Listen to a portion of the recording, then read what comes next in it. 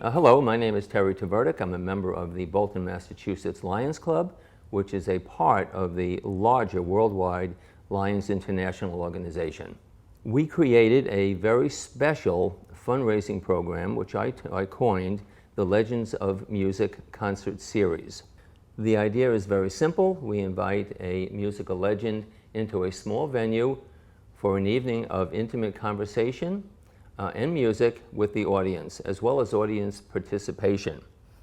The intent also is to fund a number of very worthwhile causes, including pediatric cancer medical research and patient care, diabetes and eyesight medical research, funding for rehabilitation programs for disabled American vets, and a number of outreach programs as well.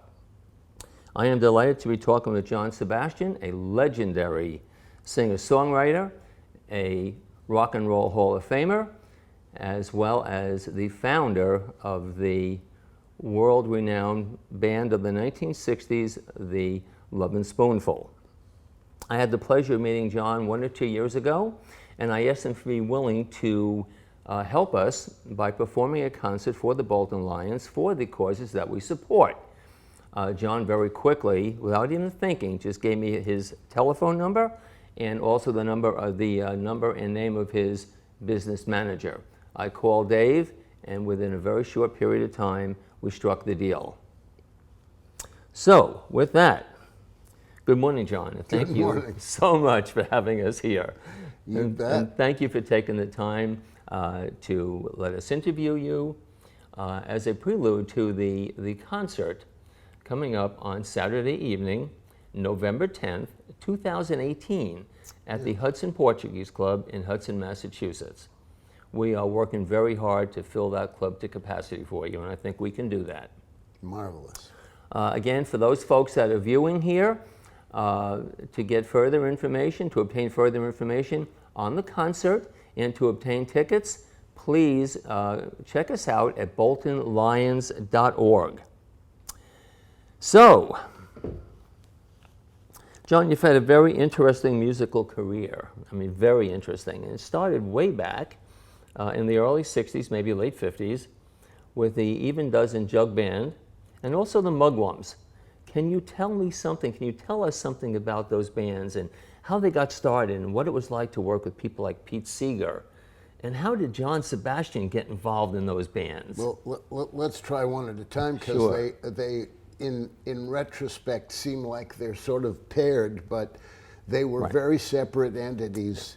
The Jug Band was an effort by some young folks to emulate the music of the 20s and 30s that had basically come down as a blues form, an African-American form that was a little wider in scope than a lot of styles, because these were guys who played for, you know, tobacco workers during their break, or you know, street corner, people accumulated on a street corner. So it had to be a type of music that, you know, the Irish guy would get it when he played the jig, and you know, the blues guy would get it when he did the moan, and you know, all of that kind of thing. So we were sort of junior Jim Kweskin Jug Band guys. You know, we were a few years younger with a few lesser skills, and so we idolized Jim Kweskin and his guys. And it was a fairly short-lived, but it was a wonderful thing that happened, because Elektra Records was interested in having a jug band. They were theorizing that this would be a craze and that we should get in on this. And so we suddenly had carte blanche, or that 60s version of that, in the studio, and a great producer. So we got ourselves an album, and it eventually just, everybody in that band was good in one way or another. David Grisman, of course, he's going to get off on his career. Maria D'Amato, who was later Maria Muldaur, Right. of course, The Oasis. is right there, and it went that way with just about everybody in the band. So it kind of just expanded out into other musics. And as far as the Mugwumps go, that's very separate because that all happened in Washington, D.C. I got employed by a folk singer by the name of Valentine Pringle. It's probably my first real job where a guy was paying me to go out of town. So we went to Washington, D.C. to a club that turned out to be absolutely central to what was to come, because the guy that owned the club was Bob Cavallo, who would eventually become my manager. The road manager at that time was working Cavallo's club. And it was an upscale kind of a place, very different than the little gaslight cafes and things. This is a place where people in the foreign service and very often, non-American diplomats and so on would bring their kids, and eventually there became an afternoon show as a result of that, because it was a bar in the evening, and they realized that there was this enormous market as the Mugwumps started to present this very palatable, even to mom and pop kind of what was sort of the dawn of folk rock. And they, and eventually we, were playing Timmy Hardin tunes and Fred Neil tunes. They did a few of my earliest efforts, and it was a lot of fun until they went to New York and tried to play the Peppermint Lounge. Oh, yes. Now that's where you learn about the division between this little commercial folk rock thing and down and dirty, So the band disbanded shortly thereafter, I think realizing that, there were other things to do. Obviously, everybody thought, well, Cass is gonna, not gonna have any trouble. And I remember we sort of didn't know, what's Denny gonna do? But everybody found a way to continue in the music field and avoid honest work. Well, Denny and Cass became two of the members of Mamas and Papas. That's right. Then you and Zolly became part of the Spoonful. Exactly. Yeah. Exactly. Yeah. So the band, the Mugwumps, served a purpose, even if they didn't quite have it yet. Yeah, great story. Yeah. When you were growing up, your dad was a classical harmonica player. Yes. And your mom wrote radio script. Yeah. And you had such incredible, talented people coming through your home on a regular basis. Burl Ives, Woody Guthrie. Yeah, Woody, I have to, my disclaimer is that Burl talked Dad into having Woody Guthrie come and stay for a week or two. And it took years to see biographies of Woody to realize, oh, right, that might have been a time when he was sort of on the outs with the family. Probably. And and Burl was more of a frequent visitor and loved to eat my father's food. My dad was a great cook, so there was a definite, it was humming there. So with all that going on, and these people coming in and out of your life on a regular basis, and music everywhere, and intellectuality everywhere, did any other career beside music enter your mind, or your dad's mind, or your mom's mind, or was it always destined that John was going to be a musician? Boy, nobody ever pressured me in that direction. My father knew the difficulties, and as he later, when I was a much older guy, he said, I used to watch my old college classmates, and I'd visit them in their new, older lives, and they're trying to pressure the kid to go into law. Exactly. And you could already see that it might not, this kid might not be that guy, you know. So he was always very anxious, even not to create a false, you know, excitement or nervousness about what I should do about. And of course, that's the most seductive thing in the world. Now you feel an open channel and you go. Yeah. But of course, it wasn't ever going to be anything like what Dad did, because that really is a much more demanding form. I can't achieve that in my lifetime. But you did have the musical basics. I saw how I could watch how a guy breathed and so on. So. Right, exactly. So it was almost fate that John Sebastian was going to do great things in music. Yeah. There was really no doubt about that, and that was obvious to my friends, my brother, myself, our girlfriends, that the Lovin Spoonful was just on target, and those songs were written by John Sebastian. Yeah, amazing, just amazing. Can you tell us more about the Lovin Spoonful? There was something on your website that mentioned the fact that this really wasn't a revolution that you were creating in music, it was a counter-revolution. I mean, you mentioned that the Beatles were bringing this music over, and you wanted to see more American music. The idea, I mean, it wasn't nationalistic, it was just the logic of, well, I remember the first time we watched the Beatles on Ed Sullivan, me and Zolly were going, he's listening to Chet Atkins, you know, George, my God, where did he come up with this stuff? Carl Perkins, I hear it, you know?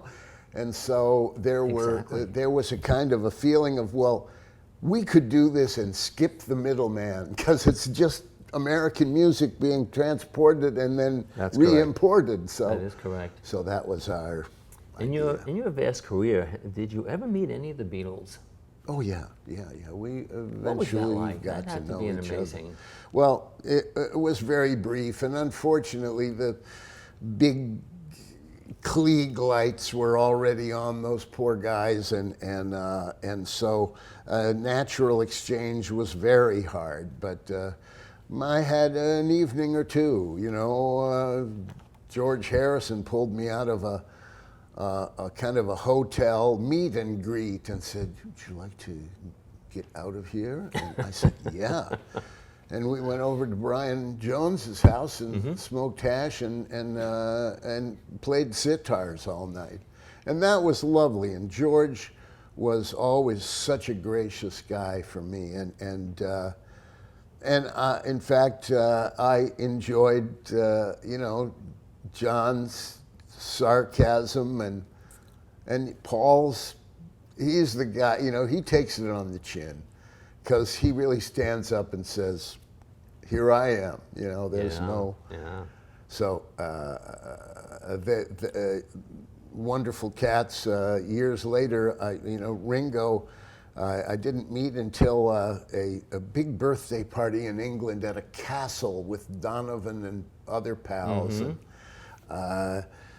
I mean, staircases with the guy in, you know, the armory. Oh yes, all the way up. Knight in armor and that sort of thing, you know. And my youngest son Charlie is pretty amazed, and I think he was still recovering from having David from the Pink Floyd shake his hand, and wow. He knows who that is, right? But then a few minutes later, he's introduced to somebody as, "Yes, and this is Richie." "Oh, how do you do, Richie?" And I can see his face changing as he's shaking Ringo's hand, going, "Oh my God." So that's great. Those were my, you know, it was limited exposure, but it was nice. Yeah, something you wouldn't trade for anything, I'm sure. Yeah. There were some interesting things said on your website regarding your music. And as we had discussed previously, I'm going to just read this to you and just ask you a comment, because I think your comments outside were very interesting. I'd like you to give those to the audience. Your website says, and I'm quoting, They take an older music or older material from blues, country, folk, and jug band sources, what we now term roots music, and made it sound modern. Again, this is right from your website. Then in a series of original songs composed and sung by John Sebastian, they did the reverse, creating thoroughly modern music that sounded like it contained the entire history of American music, which it did.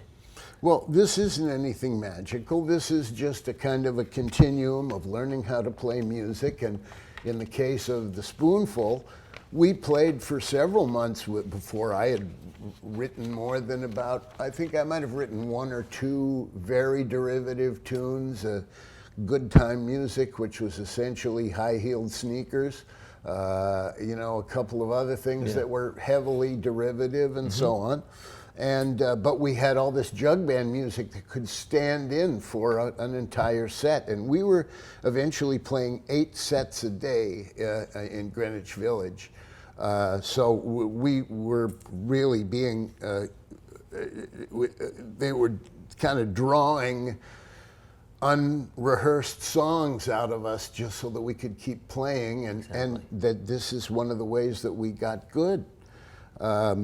And it was just part of the continuum that now, having a little bit of source material, and I know a feel I want to imitate, because I don't know, in these simple types of folk music and that we were playing and that I'm still playing, it is very easy to absorb something that you could give back in a slightly different form, or with modern perspective, or any of those kind of things. That absolutely makes sense. Absolutely, thank you. That's an excellent response. John, the last few questions. First of all, Wikipedia entry says that you were quoted, among other things, for your impromptu appearance at Woodstock in 1969. What did that mean, impromptu? How did that whole thing roll out? And just a brief answer was fine, because I know you want to address a lot of this during the concert. Here we go. So, no, it is actually not much of a subject. My concertizing. But the way it happened was this. I was trying to get to Woodstock as an audience, you know, not a performer. Paul Rothschild, the famous producer, had said, John, you should probably try to get to this show. It may be miraculous. Everybody that's sort of participating is saying, how could this happen, you know? So here John Sebastian arriving at Woodstock. All right, so here's but that was the whole thing, was how are you going to arrive? Mm-hmm. All right, see, I actually went to the Albany airport speculatively to see if I could get on a smaller airplane that would get me closer, because I knew it was not easy. But that's all I knew. Communication, remember, is radio in the airport. You know, that's what it is. So I'm standing in front of a big picture window that looks out over the tarmac, and I notice a guy loading a helicopter. And as I look a little closer, I realize that's Walter Gundy.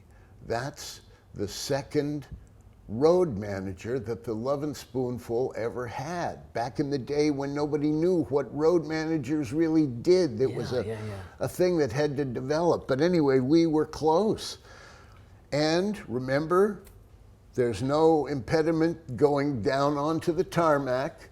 And so eventually Walter turns around and realizes I'm at the window and gestures, come on down the stairs. I go around open the door, go down the stairs onto the tarmac, and he's loading what turns out to be the incredible string band's equipment onto the helicopter. And he says, you're trying to get to Woodstock. I said, yeah. He goes, get in this helicopter. This is your only shot. He says, the roads are completely clogged up.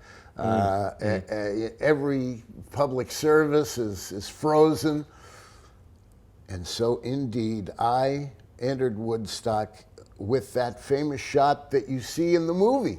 Yes. That's pretty much my experience. Miles where you couldn't see any grass or lawn or anything. It's all tents and Volkswagen buses and picnic tables and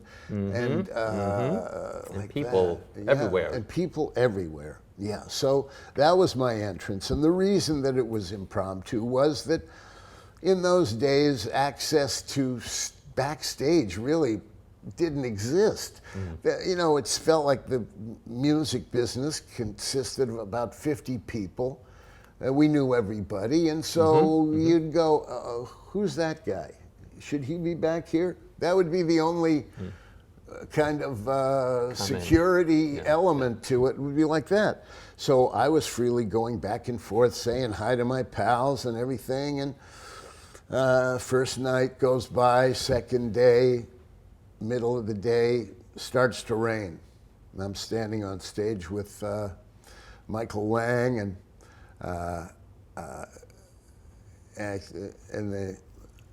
both promoters, and Michael says, "Boy, oh boy, you know, we gotta sweep the stage. We gotta get this water off the stage because we can't put any amps on this stage." So there's people already sweeping, and he says, "Boy, you know what we need is a guy who could hold them with an acoustic guitar, just like for about 40 minutes while we got this done."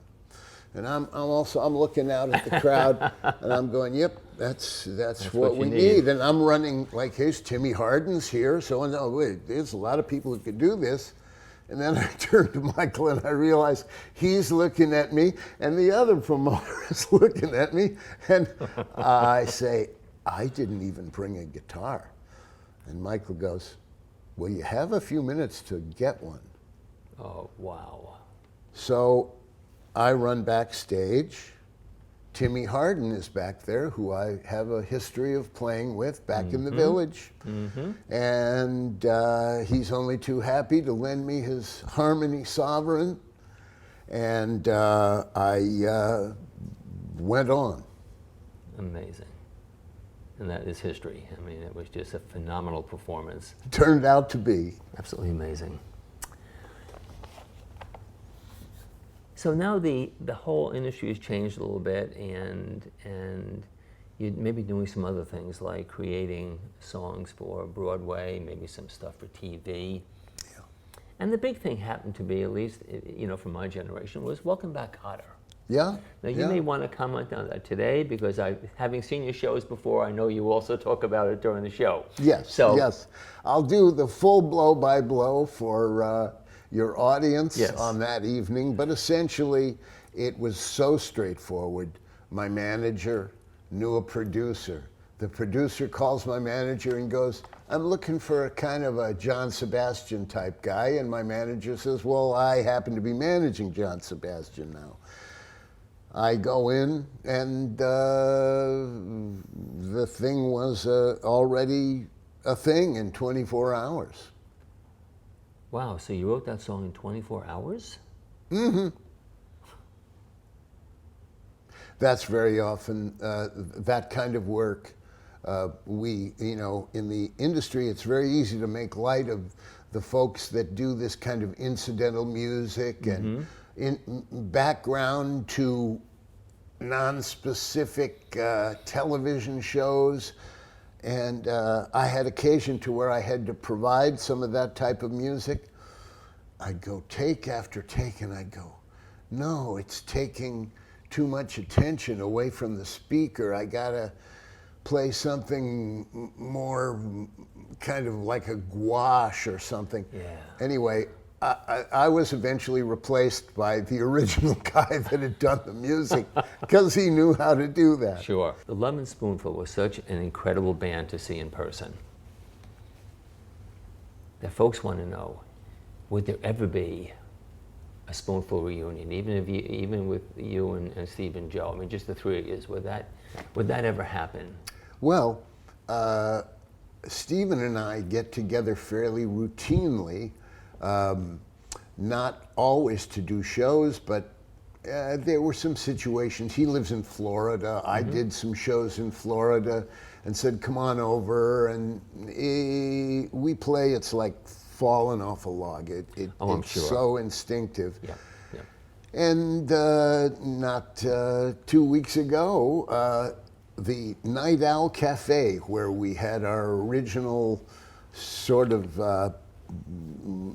long stay, was run by a man named Joe Mara, who was having his 85th birthday at the Bitter End Cafe. And I called up Steve and I said, hey, you want to do it? He said, yeah. I said, what's Joe doing? He said, he's unpacking the whole apartment. He can't do anything. He's, you know. Yeah.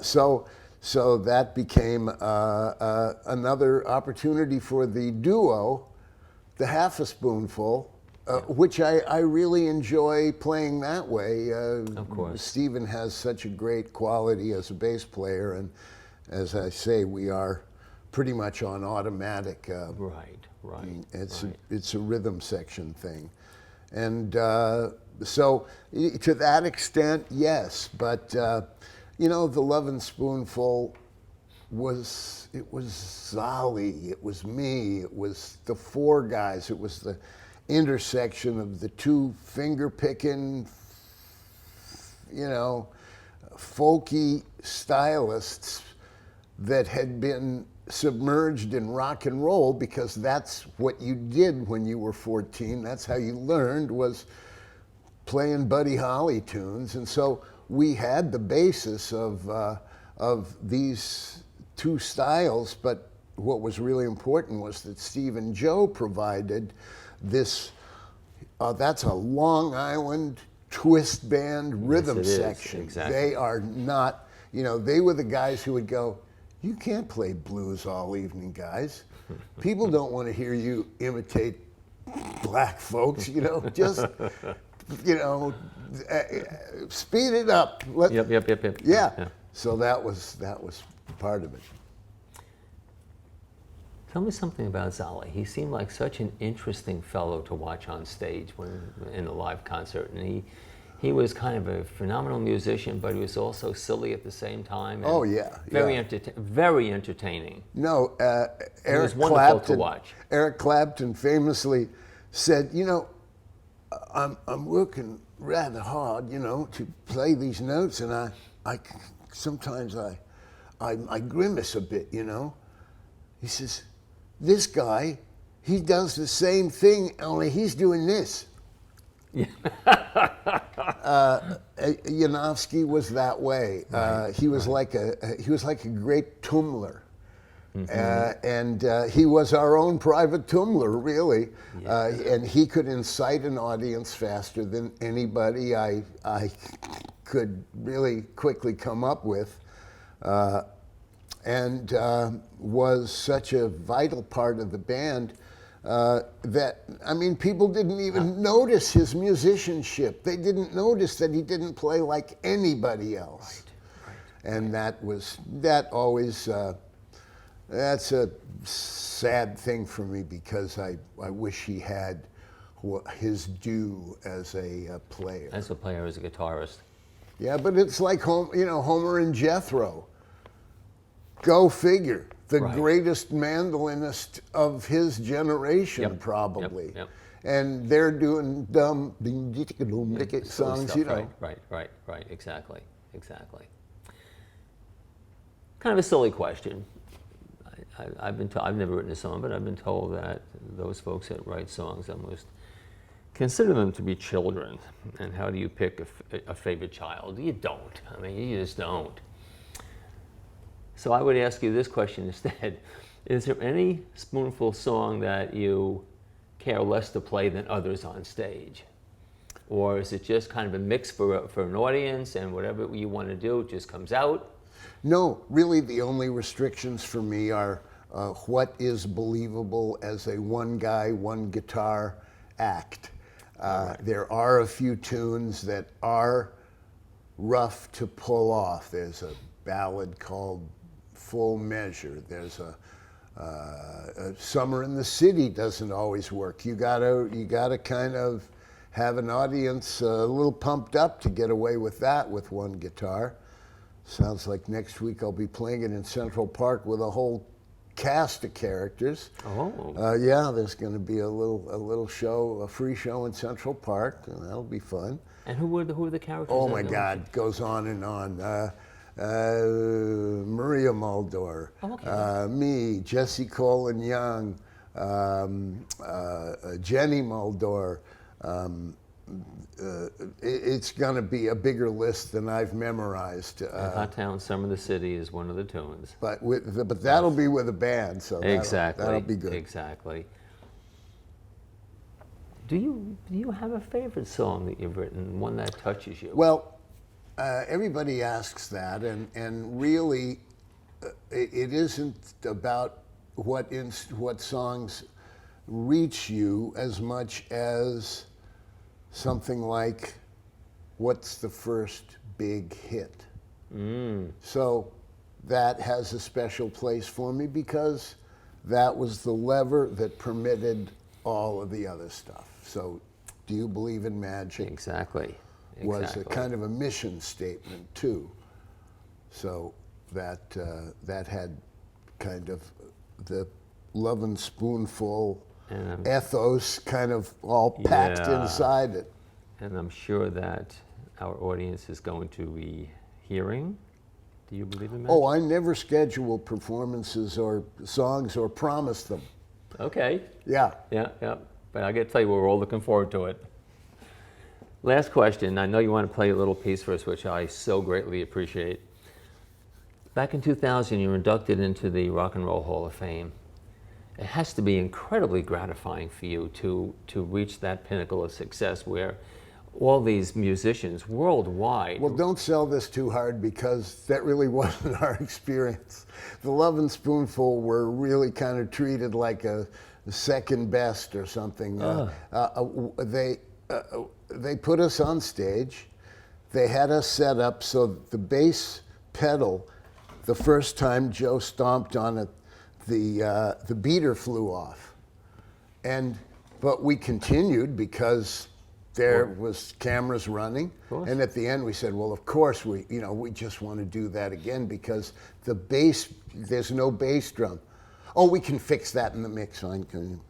So really, what was marvelous was being inducted into the Songwriters Hall of Fame, because that isn't rock and roll sorry ass Rolling Stone critics going.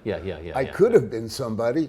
Yeah, exactly. So this is people that actually have done credible work and what was the date of that? When were you inducted into the Songwriters Hall? I don't know. Sometime. Yeah. Sometime. Yeah. It's kind of funny how the years sort of melt together, isn't it?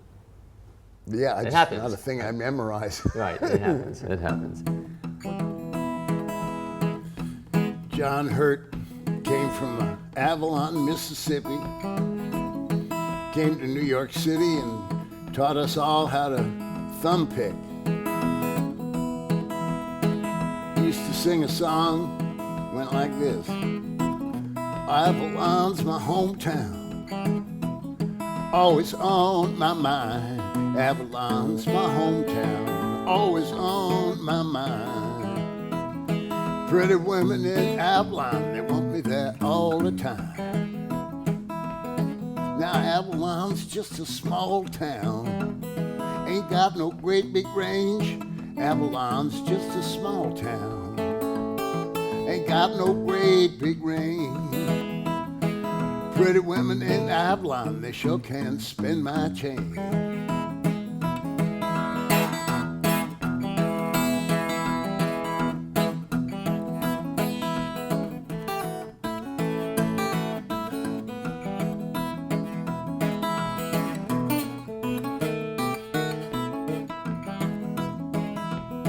Avalon's my hometown, always on my mind. Avalon's my hometown, always on my mind.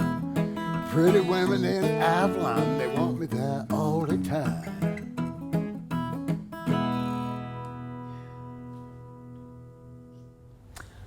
All right, folks, just one final reminder that the concert with John Sebastian is being held the evening of Saturday, November 10th, 2018, in the Hudson Portuguese Club in Hudson, Massachusetts. For additional information on the concert and to purchase tickets, please check us out at boltonlions.org. John, thank you for the tune. I love Avalon. I think you performed that for the WGBH interview that was all over the internet, and one of my favorite little things. So that was great, and thank you for all your time and your hospitality and your wife's hospitality. Absolutely. We appreciate it, and we can't wait to see you on the 10th.